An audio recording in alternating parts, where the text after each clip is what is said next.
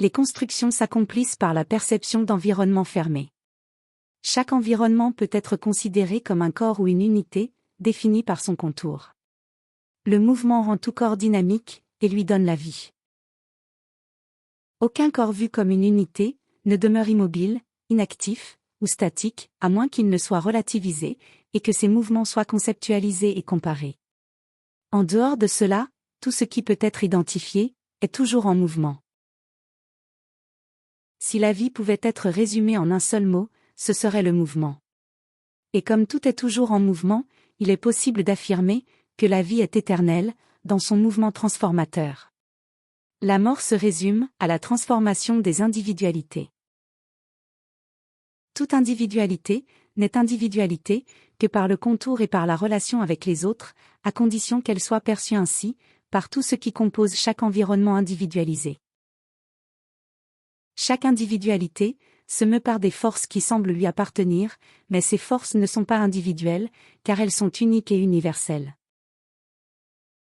Elles ont une seule origine, et obéissent à une seule finalité, définie dans l'origine elle-même, qu'il est impossible de redéfinir ou de modifier.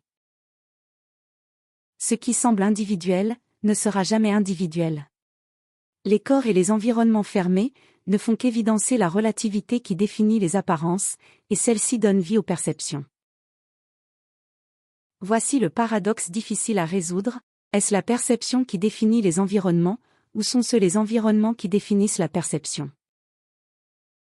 En d'autres termes, les environnements existent-ils parce qu'ils sont perçus, ou la perception existe-t-elle grâce à l'individualisation et au stimulus provenant de l'apparence des environnements? On arrive alors à la conclusion que la perception fonctionne grâce à l'existence de corps et d'environnements fermés. Sans cela, ce modèle d'existence ne pourrait être perçu, compris, ni temporalisé. Ce qui définit l'existence est le temps de permanence avant la transformation de chaque chose, selon la perception, également temporaire de chaque chose.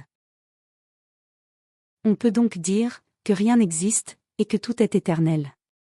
Voilà la possibilité de l'existence du néant, face à l'impossibilité du vide. Dans ce modèle, si le vide est impossible, et que la transformation est éternelle, il reste toujours le néant qui demeure. Une fois encore, on revient à l'exigence de la perception comme moyen de compréhension. Il est facile de percevoir qu'elle ne se résume pas à l'identification de ce qui est autour. Cela n'est que la simplification la plus élémentaire des états perceptifs. L'être possède, dans la perception élargie, la porte de sortie vers la compréhension. Seule cette entrée le rend capable, et lui accorde la liberté. Chaque fois que l'on pense à la liberté, il faut identifier ce qui emprisonne. Même avec une perception limitée, et une logique simplifiée, il est compréhensible que les concepts emprisonnent l'être dans la vie. Et la vie elle-même, même incomprise, est conceptualisée comme la plus grande des merveilles. Émotion et sensibilité sont déposées dans les remerciements, pour ce qui est compris et accepté comme étant la vie. L'être éprouve une immense difficulté à comprendre qu'il est lui-même ce qui le limite et l'emprisonne. Les rapprochements avec la vérité le dérangent et le conduisent à créer des mécanismes artificiels de fuite. Par leur intermédiaire, il crée des visions et des sons surnaturels d'apparente connaissance de soi, les partageant comme des expériences individuelles, afin de rallier des adeptes par la persuasion. Ainsi, la perception est artificiellement élargie, et l'être est poussé vers un puits plus profond, réduisant sa perception, jusqu'à la limite de la perte de raison. Dans la manifestation incompréhensible, il existe un chemin qui conduit l'être jusqu'à cette porte. Celui qui a écrit « Frappez et l'on vous ouvrira » parlait de cette porte, et il avait raison.